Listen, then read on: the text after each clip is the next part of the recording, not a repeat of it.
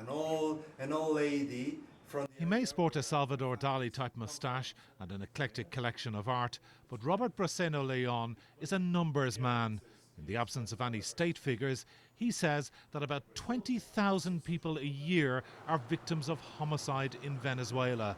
That's the population of Sligo, wiped out in a single year. The victims of the murders in Caracas, they are men between 15 and 25.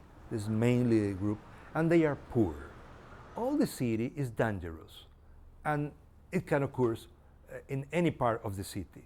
But 80% of the homicides occurs in shanty towns.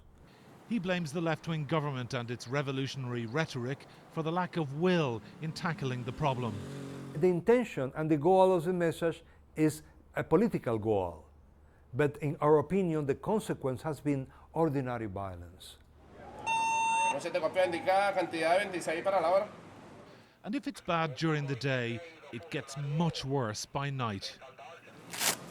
So the police are insisting that we wear these bulletproof vests tonight because they say the area we're going into is one of the most dangerous in the whole of Venezuela. The police say they rarely go into the heart of the favelas or the barrios. It's just too dangerous. The rate of killing here is about 70 times the rate of Dublin. 70 times.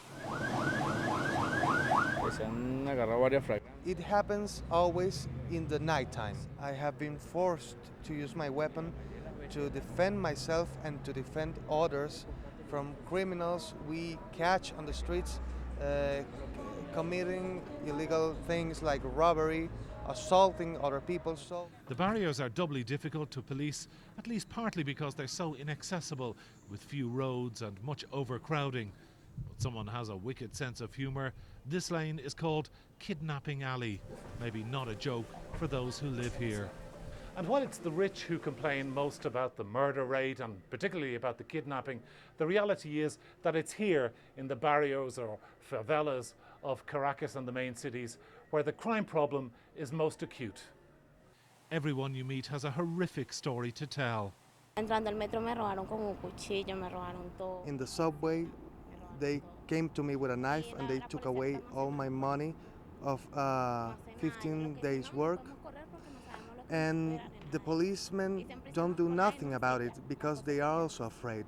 They took away my cell phone and other goods I was carrying. The people of the barrios are not protected against the crimes. The murder rate has been rising for more than a decade. It's now at least 4 times what it was in 1996. The government has started to train a new police force. It says community policing is the way forward and dismisses any talk of being to blame. But it still won't confirm or deny that Venezuela is the most violent country on earth. Richard Downs, RTE News, Caracas.